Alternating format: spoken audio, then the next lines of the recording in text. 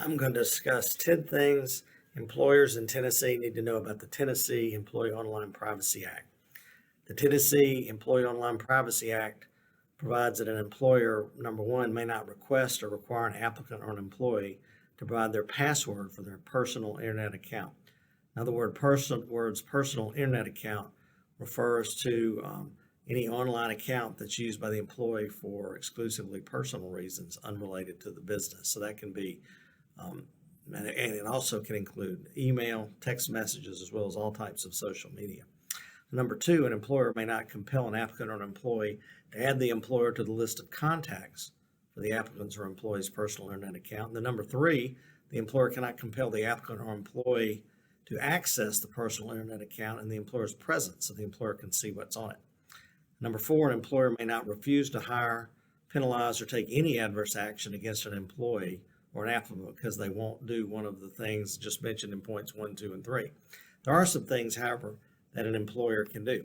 So number five, the employer may request or require an employee to disclose the username or password required to gain access to an electronic device that's supplied by the employer or paid for in whole or in part by the employer.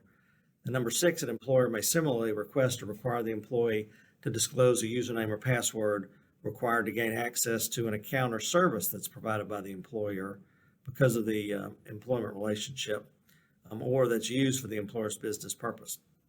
Number seven, when the employer is conducting an investigation into compliance with the law or investigating workplace misconduct, where there's specific information that's on the employee's personal internet account that relates to this, the employer can require that information be produced by the employee. And similarly, where there's specific information that the employee has made an unauthorized transfer of the employer's proprietary data, confidential information, or financial data to the employee's personal internet account, the employer can require that data be provided as well.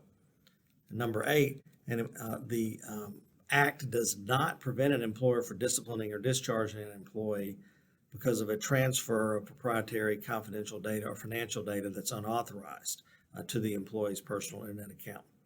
Number nine, the employer can monitor, review, or access or block electronic data that's stored on an electronic communications device that the employer supplies or pays for in whole or in part, or that's on the employer's network. And then number 10, data that the employer obtains that's not obtained in violation of the Act or that's in the public domain, the employers, as to that data, the employer is allowed to view it, access it, and use it in any way concerns the employee or the applicant. So I hope those 10 points help you understand compliance with the Tennessee Employee Online Privacy Act. Thank you.